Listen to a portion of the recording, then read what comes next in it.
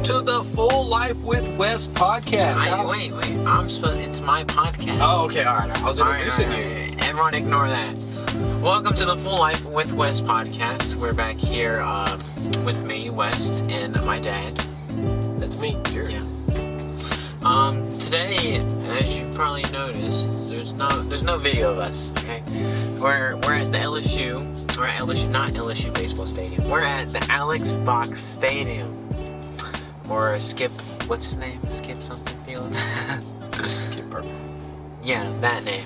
How are you a baseball player? You don't know who Skip Purple? I don't watch baseball on TV. No one said I had to watch baseball to play baseball.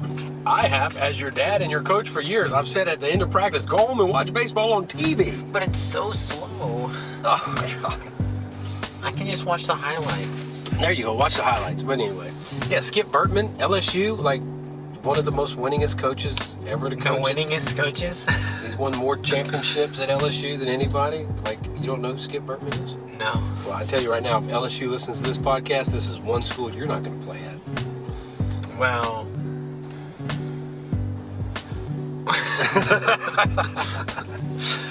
Anyway, the reason for this podcast, this is actually going to be probably a shorter podcast, so you won't be as bored for as long. This podcast is all about the Become a Tiger baseball camp. Yes, I said that right. Become a Tiger baseball camp. If you got time and you have a few dollars to spend, you can become a Tiger at LSU. It's been a pretty cool experience, wouldn't you agree, Wes? Yeah, pretty cool, except, we got some pretty bad rain, so that's the downside. Yeah, the rain kind of shut things down in the afternoon, so they've moved stuff inside to the batting cages. And believe it or not, were you surprised at how small the batting cages are here at LSU? They're tiny. I mean, I thought, in my mind, that, being a big baseball school, just a big school in general, won lots of championships, won many SEC titles, I would think they'd have more than 3 batting cages. Yeah, well, that we went to that UL camp, they only had 2, and they were outside. I didn't even see the batting cages. They were just in the back, behind the stands. I didn't see them. Yeah, there's only 2 of them, and they're outside. They got 3, and they're inside. Well, I guess that's a one-up on you, UL. But anyway, yeah, today we're talking about the Become a Tiger baseball camp. And what we've done is we've actually have a blog post, and this video will be in the blog post. But in the blog post, we'll have lots of information, like how it went, the schedule, if you're the parent, what to expect, if you're a player, what to expect. And we blogged about the whole thing, and it'll be on the fulllifecrew.com/blog. And you can go there. This podcast will be there. We have a video we're making of it too, so you'll be able to see parts of it. And yeah, we're trying to give you the full experience. So if it's something you want to do, you can do it. We are not sponsored by LSU. We're not sponsored by the camp. We're just doing this to give you information. And we needed content. And we needed some content, and we've been here for a day and a half, and we figured, hey, we got content. A day and a half? We've been here for 2 days and a half. Friday. Okay, so let's talk about how it started. So we got down here Friday afternoon. We checked into what's the name of that hotel? The Sonesta. The Sonesta. Really nice hotel. Had like an apartment type feel to it. Pet friendly. So if you want to come to this camp and you're the parents, you're going to be sitting around a lot doing nothing. Absolutely nothing. Absolutely nothing, and just watching. So if you come to this and you got a dog and you want to bring your pet or your cat or your pet snake or your goldfish, whatever pet you got, they're pet friendly. And the hotel, the people are really nice. I think the guy we met the first day may be the owner. I think it's a locally owned hotel, if I read that correctly. Well, and somebody came in to ask him a question, and he looked at him like, I'm with a customer, and the lady just backed away nice and slowly. Yes, sir. So I mean, they really are very customer focused down here. Like, she was looking for, I don't know, a rag or something. He was like, I'm with a customer. And she just, oh, yes, sir. And she ran out the room. So that was pretty cool. And so far, the experience at the hotel was good. Yeah. Yeah, it was really good. They had like a whole kitchen in there. Yeah, it was like a suite. Like you get a suite. You had your own kitchen, so. And then they had breakfast too. They had breakfast on the second floor. Yeah. Which most hotel breakfasts in that price point are not like phenomenal, but I thought this one was pretty decent. Yeah, it was pretty good. They even had people serving it for you, I guess, because of The COVID stuff. Yeah. But yeah, I would say that breakfast was better than most at that price point of a hotel. I think I paid like $129 a night, and I booked it last minute. I think it's normally like $160 or $179. I'll put the link in the blog post or in the description of this video where you can find out how to get a hotel room 30-40 bucks cheaper than they normally go. But yeah, so now West, you're not doing this camp. This is Cole's doing the camp. So you're just watching the camp this time. Yes. Is this something you would want to do next year? You know, I'm not sure. It's a little slow, and there seems to be a lot of standing around. Like I said, LSU's definitely not going to call on you after you're dogging their camp. I think what you're comparing it to is you're comparing it to that UL camp we went to, and at the UL camp, you were in the camp and you were participating. You were a player there, and they were very intense. They kept you moving, and then the camp was only a day, like a half day. This is like a 2.5 day camp. And you got to admit, at UL, did they put your name up in lights in the locker room? No. No. Did they give you a jersey? No. So, I mean, there are some perks to this camp. I mean, just walking away from the LSU camp, I think Cole's got he's going to have 2 shirts, a hat, and then they gave him something else, right? I don't know. Yeah, so anyway. So back to my original question. You're not participating in this camp. You think it's a little slow. I actually, from a parent standpoint, yes, this is kind of slow. They probably could have organized it better, especially Friday and Saturday. They probably could have. Or maybe not organized, but was it just me or did it seem understaffed? Yeah, there's like 3 guys. There are like 3 guys. This one coach is just like, he's just soaking wet. It looked like he went swimming. He's like moving the tarp, pulling the tarp. He's rolling out the cage, the hitting cage. He's rolling out the pitching machine. I mean, he's just killing himself out there. I would just think at LSU they would have a few more guys to help the coaches out, set up and tear down, and do different things.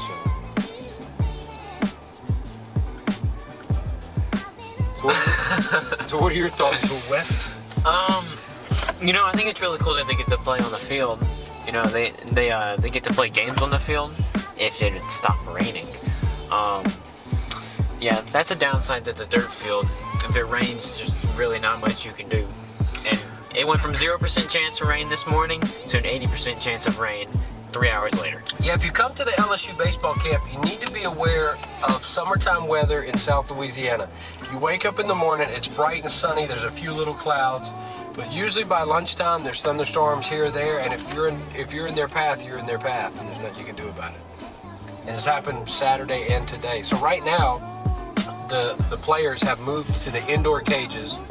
They've actually asked us not to go in there because they only have 3 cages, and it's what the next step was. Hey, the rain's coming. I thought they did a great job communicating with us. What about you? Yeah, they did a pretty good job. They were straightforward with what was going to happen if it rained, what was going to happen if it didn't rain. They said that the players would have the full schedule in the locker room, and that they'd know where to go, so all we'd have to do in the morning was drop them off and then come back whenever it's time to watch them play. Yeah, so if you're not one of those parents that's going to sit around and just watch all day and you got other stuff to do, you could literally on Saturday and Sunday and Friday, you could literally just drop your player off and go out to eat, go shopping, they'll do whatever you want, and they take really good care of them here. Yeah, have we talked about how they feed them? I don't think so. No, we were just talking about when we got here. So we got here Friday, we had a team meeting, then they went out onto the field and they did a workout. Well, half of them went on the field, half of them went in the cages, and they did like a workout. Yeah, and then they swapped. Yeah. But another really cool thing is they feed them breakfast, lunch, and dinner. I don't think they feed them dinner. I think they breakfast and lunch. No, they said they feed him dinner. They didn't. Now, Friday night they fed him dinner. They didn't feed him dinner yesterday because he got cut short. Oh, okay, because of rain. Yeah. Okay, I didn't know that. But that would be cool if they fed him 3 times a day, especially as much as Cole eats. Yeah, might need a 4th meal for him. Yeah. But so Friday night, after they did their workout, then they had a game. They did like a pitching machine game where they were broken into 2 teams. They had a white team and a purple team. Yeah. And they broke them into 2 teams. They put a pitching machine on the mound, and everybody got at least 1 or 2 at bats, and they played them live. And then after that, that's when they fed them. Yeah. I think they said they had what? What did Cole said they had? They had pastelaya. pastelaya. And he said they had some boudin balls. They had I think he said jambalaya, pastelaya, and some boudin. I would imagine that one of the perks of coming to LSU, like if you're from up north, I've been up north and I've eaten y'all's food, so if you live up north and you're listening to this, y'all need to come down here for a little while and get some cooking lessons. Because I've been up north and I've eaten the food, and it's got no soul, it's got no life. It feels dead when you put it in your mouth. That didn't sound. Anyway, what I was saying is, I imagine one of the perks is that you're going to get a lot of good food down here, like if you play for LSU. I mean, you're gonna get good food if you come to Louisiana, no matter what. I wonder if the LSU players are fatter than most players, body fat percentage wise. I wonder if they have a measurement like that. I don't know. That'd be interesting to find out. That's So after they ate, then we had a team meet. We had a meeting, right? Yeah. And again, they communicated, I thought, very well. And that's when we did the tour, right? Friday night? Yes, Friday. What did you like about the tour? What was your favorite part? My favorite part? I really liked their weight room. Their weight room was really nice. I think it was, they said it was brand new. And I think they have a sponsor at Planet Fitness. It's up on one of their big scoreboards, and it looks like a Planet Fitness in there. With, mostly like heavy weight machines. But they don't have a lunk alarm. No lunk alarm. No, so you can like throw the weights around and scream and holler and like, be crazy. Yeah, they had in the weight room, they had like a protein station, they had like a small kitchen right there. Yeah, and then they had this it was like a resistant band machine. I don't know what it was. You talking about what that kid was doing when we walked in? I don't know what that It was like a core machine. It was weird. It looked like instead of having a resistance band, you had this big machine with a giant arm that you could pull it was a band. It looked like a robot that builds cars. You know those robots you see on TV that build the cars? That was my first thought. I'm like, why do they have a car robot building machine in here? Is Tesla here? No, Tesla's not here. But then they had all their squat racks and bench press all on the bottom floor, and they had a second layer for cardio with treadmills and those little bike things. Bike things? Stationary bikes though? Yeah, that. Wow. And you made a 28 on your ACT. Because I don't know the name of those bikes that don't move when you pedal. What was your favorite part about the tour? Probably the Hall of Fame. I thought the Hall of Fame was pretty cool. What'd you think about it? I thought it was pretty funny how, as we were walking in, he said, "This is the LSU Hall of Fame," even though technically we don't have anyone in the Hall of Fame. But still, I thought that was pretty funny. They had jerseys from all their players that had been drafted. They had baseballs, tons of signed baseballs, like the wall was made out of baseballs. They were all signed behind glass. They had their trophies. They had TVs in there showing highlights from the championship games. And it was like the entire history and the players, the ones that have gone on. Those people that listen to our podcast that live around where we live in Lake Charles, Louisiana. Chad Auger was up on the wall. He's from our area. But I think what I really liked about the tour was the fact that the player that you send here, they give you a locker, and then they put your name above it. Maybe we'll have some pictures of it flashing that you can see if you're watching this on Spotify or YouTube. I don't think Anchor doesn't show the video, does it? Anchor, Amazon Music Podcast, and Google Podcasts don't have videos, so no. Just Okay. just Spotify and So if you're watching on Spotify or YouTube. you can see the pictures. Well, hopefully Wes has them and they're flashing. We took some pictures and some videos. No promises. No promises, no promises. So, but I thought that was cool. And the fact that the player gets to really get a feel for what it's like to be in the locker room, in their locker for LSU. So I thought that was cool. All right, let's talk about Saturday. Saturday, okay. Yeah. How did Saturday start off? You dropped him off. I was asleep. Yeah. Yeah, so I brought him here, dropped him off. They fed him again. They stretched him. Went back and got you. And then we came here and they played another, they did like another workout. They did like a fielding and a batting practice. And then they did another game. And they played that game until after lunch. And then the rain shut them down Saturday. Yeah. For the game, you remember how many innings they were pitching? It wasn't like a normal game. I mean, it was close to a normal game, but looks like all the pitchers pitched like maybe 2 innings, 3 innings, and most people only got like maybe 2 at bats because it's a negative, it's a positive. I mean, they limit it to 45 kids, but then all 45 kids got a hit and all 45 kids got to play. So that is, if you've been to any kind of showcase or anything like that, that's kind of how they go. The whole point is for each kid to get an opportunity to showcase what they're doing. But I think the highlight of Saturday was the head coach, Jay. Yeah, he came and talked after they had come back inside because it started raining and everything. I can't remember exactly what he talked about. I remember what he talked about. He talked about, a lot. He talked about things that I've been talking about for years to players. And so to hear him say what he said, for me, was reassuring that I am doing my best as a coach to help young guys reach their full potential.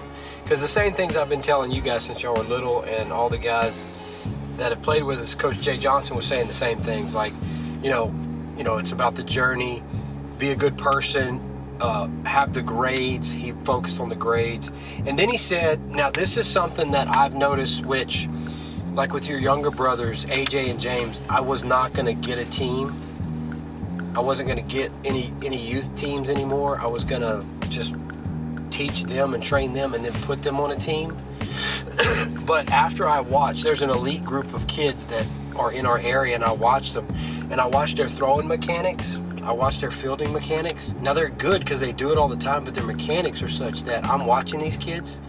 These are the kids that are going to have shoulder and arm problems. I live with myself if I didn't help kids on the mechanic side. And Coach Jay Johnson says he just got back from the West Coast, and he went to this event where it's supposed to be the top 16-year-olds in the country. And you know what he said? This is what Coach Jay Johnson said. Fundamentals and mechanics are lost in the tournament system. And I 100% agree with him, because that, I've seen it.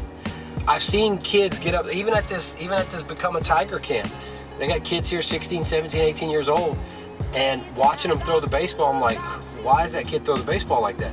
Watching the kids swing the bat, why does he swing like that? What happened? So I think what happens is people start playing travel ball, but they don't quite spend enough time on the mechanics and the basics of playing baseball. What do you think?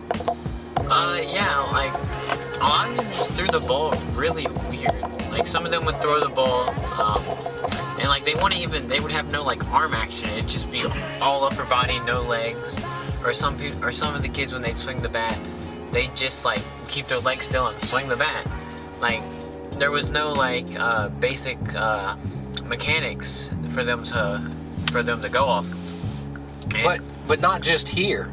Coach Jay Johnson said he's seeing that all over through the tournament system, and he said if you want to be a good player and you want to play at LSU, he said focus on the mechanics, focus on the fundamentals is what he said, because he said they're not being taught. And me as a coach, I've always been very fundamental. I've always been very mechanical. Because my thought process is like with you, if you know how to do it on a fundamental mechanical basis, when your body fully develops, then and you can do it correctly, and then the muscles catch up with the skeletal frame, boom, look out. And that's always been my thought process. Teach them how to do it correctly. And you'd agree that most tournament coaches aren't after helping the kids develop, they're more after profit? I would say that the large majority of tournament coaches, either two things. It's either two things. Either it's just about the money, or they just don't know, and they just happen to be a coach. They just don't know enough about baseball, and they're just doing what they think is the best. Yeah. And I'm not saying that I know what's best, but I am a student of the game. I study the game, right? Because I send you stuff like every other day, right? Yeah. Like, hey, check this out. Hey, have you seen this? Hey, have you tried this? Hey. So I'm always trying to learn and improve and get better. And that's what a good coach should do. That's what a good business owner should do. That's what a good player should be doing. Always trying to get better. Yeah. What did you think? What is the one thing that Coach Jay Johnson said that stood out in your mind? You were in there. I know he said, it's coming back to me.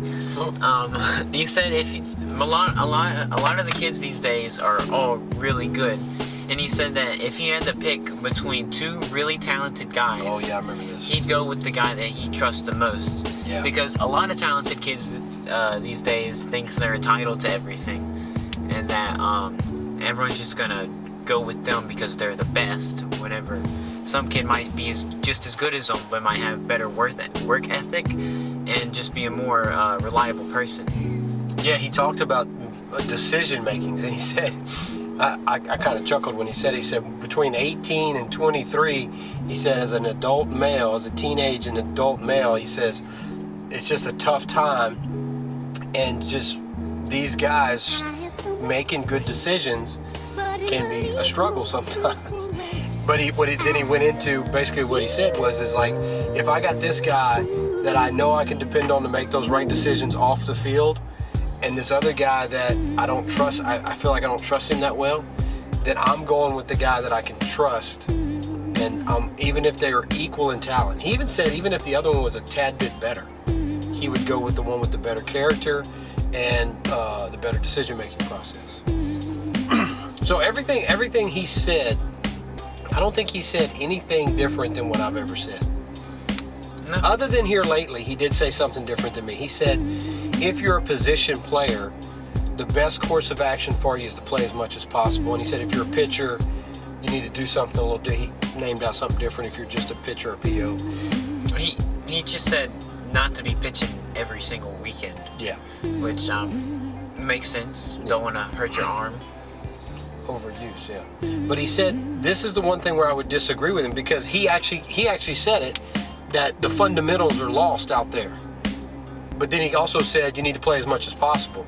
But then he also said in between those two comments, he said whoever you're working with, so if you have like a tutor or if you have a trainer, whoever you're working with. And then the next thing that I heard that I don't think you heard was strength and conditioning and nutrition. Yeah, I heard that. Okay, what'd you think about that? I mean, it's true. It's true. What do you mean when I think about that? Well, how important is nutrition? I think it's pretty important. Okay. All right. What's your nutrition like? Mom's rice and gravy. Okay. Do you eat breakfast every day? No. Okay. How are you gonna get? Well, no, look. How are you gonna get stronger if we don't eat properly? Well, this is what my breakfast usually is. It's waffles and syrup. Well, get up early and make your eggs. No one likes eggs. Eggs are what you need, son. Eggs are so gross. You're tall and skinny. You need proteins. Anything but egg. Anyway, moving on. So that was cool. So Coach Jay Johnson came and he talked, and then he opened it up for questions. And everybody was terrified to ask a question, but people did ask some questions, and they had some good questions. I don't think anybody asked some weird questions. I thought they were all good questions, and he answered them to the best of his ability. And he did say he's not a big fan of the transfer portal. He wasn't too happy about Yeah. Even though he said that they probably benefit the most from it. So, what else? He says next year his team may have 8 MLB guys on the roster, like 8 guys that will probably get drafted to the MLB. So he was pretty pumped about that too. And what else? Talked about tops. Tops, yeah, he talked about funding. He did say something that I found interesting. Yeah, very interesting. He said most players from Louisiana, LSU doesn't give them anything because they get tops. But I went back and looked. It's like, what, $25,000? The highest you can, tops and honors, the highest you can get is like $3,000. Yeah, so if you want to come to LSU, I don't know how many people listen know what Title IX is. Is it Title IX or Title VII? I don't know. I have to look it up, but it's one of those. But basically, the rule is, it was passed by Congress that however many male student athletes on scholarship, you have to have an equal amount of female student athletes on a scholarship. And the biggest problem with Division I schools and big schools is the football program has 150 guys. So football, and then they break these things up into like partial scholarships and full scholarships. And I'm not going to tell you my thoughts on why, but I mean you could look and see why. But it's so just the football team right off the top, there's 150 scholarships. So before they can give another scholarship to any other athlete in any other sport, they have to give 150 women a scholarship just to equal football. And football is an automatic full ride if you get a scholarship. And basketball is an automatic full ride if you get a scholarship. Baseball is a partial scholarship where they give you some money to come play college. So most of the guys you see playing baseball on TV, only a small percentage of them are they playing on the school's dollar, or they're basically paying to play. It's actually, you ought to look it up. I'll put a link to it in the description, more information. It's quite, I think it's quite silly. Like, really, I think it's really ridiculous. Yeah. And the law was made back in like the 70s, so it's really outdated. Yeah. Well, let's move on to Sunday. Sunday, what did they do this morning for Sunday? I don't know, I dropped him off and I went back to the hotel with you. We went and got breakfast. We'd have to ask him. But I know they fed them. They opened up the gates early. They did tell us Saturday night, hey, we're going to start early. So they did do that. Yeah, they were worried about the rain, which eventually caught up to us. That's right. So they probably did some stretching and stuff, considering what they did Friday and Saturday. And then they went straight into the game. I think pitchers got 2 innings. 2 or 3. 2 or 3. I think it depended on who pitched yesterday. But they played for about, 3 hours? Yeah, 3-ish hours. Yeah. Until the rain got up here, and now they're inside. In the 3 cages. In the 3? Well, no, they're in the 1 cage because they have 1 pitching cage. So they're in that 1 page doing live ABs in the tunnel, which I'm sure is pretty nerve-wracking for some of the batters. Yeah, hitting off a guy throwing 90, like batting off a guy like Cole, if you're a high schooler, it's already kind of frustrating. But then when you put them in a cage and you bring the walls in, and then you have believe it or not, the cage, your eyes are affected by the nets. Like when the ball's being thrown, you see the ball, but then you see nets. On the field, you don't see that. There's no net. So there is an advantage for a pitcher in a cage doing live ABs. And depending on what color the wall is, if the wall is white, that's going to be tough. So it's a disadvantage for the batters, except for those few batters that are just like stone cold killer up there. But for most guys, they're going to be quite terrified, especially if Cole's pitching to them at 90. That's not going to be fun. Yeah. They're going to be, get me out of here. So I guess that's about everything they've done at the camp. I think that's the last thing they're doing too, in the tunnel. Yeah. So in conclusion, what would you hang think? on, before we, let me ask you a question, because you're a student and you're a baseball player. So is this something that you think is worth it? Yeah, I think it's pretty worth it. you get to meet all the coaches. You get to play in front of the coaches. You get to experience what it's like to be on LSU's baseball team. You get your own locker. You get to play in the stadium on the field. You get to eat like a team. And you get to play games in front of your parents, which I think is pretty cool. What do you think? I think that, because I paid for it, so it's like, I want to say it was like somewhere around $700 or $800. I would say, if I would do this, if you're a guy that in your mind you believe that you're good enough to play at LSU, then pay the $800, and then you get to spend 2 days with the coaches, and hopefully you're what they're looking for as far as from a baseball standpoint and a personal standpoint, so hopefully that would be an investment well worth it. If you're young, maybe like a freshman, I would say this would be a real good experience, because you could, if you have a young player, you could help them dream, because it really and truly, there's only like 30, 40 guys on the LSU team, so this is a dream for most kids, and it's a dream that'll never come true. Overall, I would say it's more of an experience. I don't know if I would say, hey, you need to do this in order to get recruited. I mean, if you are a guy that is that good, LSU is going to recruit you, whether you come to this camp or wherever you're playing. They're going to come find you if you're that guy. But if you happen to be somebody that's kind of going under the radar because of certain reasons, I would say spend the $800 and come. I don't know. I got mixed emotions. I got mixed feelings about it. Yeah. We'll see. We'll see what happens. You're the one that paid the money. Yeah.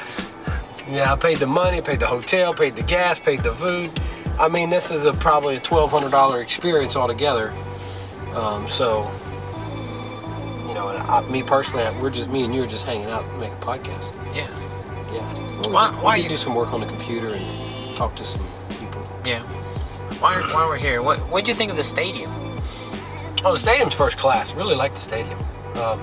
Believe it or not, I've never been to an LSU baseball game. Never been. Well, we've been on TV. We watched that.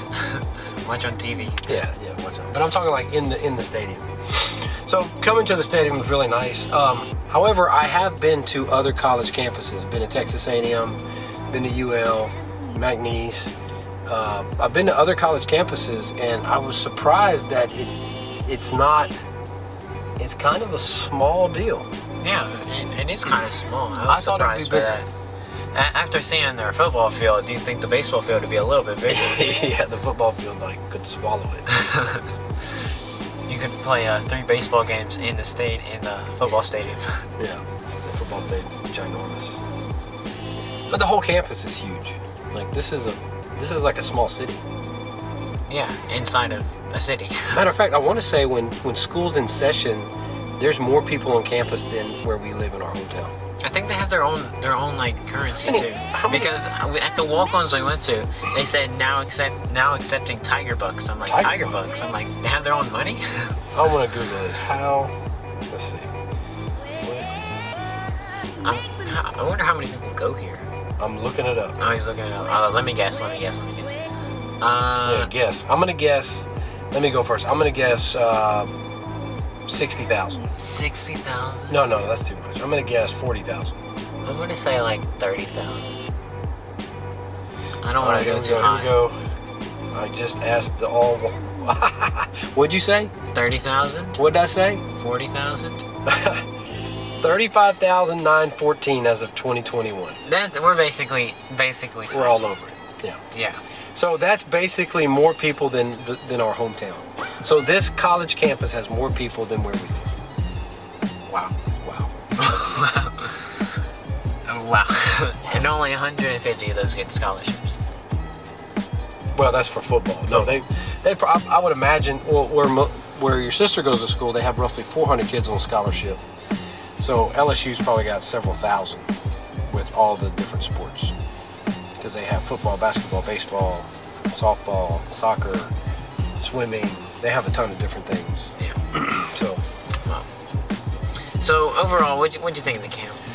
I'm still confused. I honestly would not want to tell somebody yes or no. Maybe I'll do an update. Maybe we can do an update after we talk to Cole this afternoon. And obviously, if Cole gets an offer from LSU, I'm going to say, hey, come to the camp. If he doesn't get an offer, I'm going to probably say, I don't know if it's worth your time. It just depends. It depends on the person and the student athlete. And it depends on what you're coming here for. If you're coming here to market your player so the coaches can like see him and meet him, then come. But if you're coming here just to get the experience, you know, it depends on how good you are. I mean, if you're like, you know, Cole's throwing 90, 92 miles an hour, so he needs to be here. They need to see him throw. So they need to see him. They need to meet him. You know, he's a pretty cool dude too. So yeah, I think Cole, if he does get an offer to LSU, I think he's a good fit here. And Cole wants to win a national championship, and you know, you can win one of those here at LSU. Yeah. How many do they have? 9? 6. Yeah. Their last one was in 2009.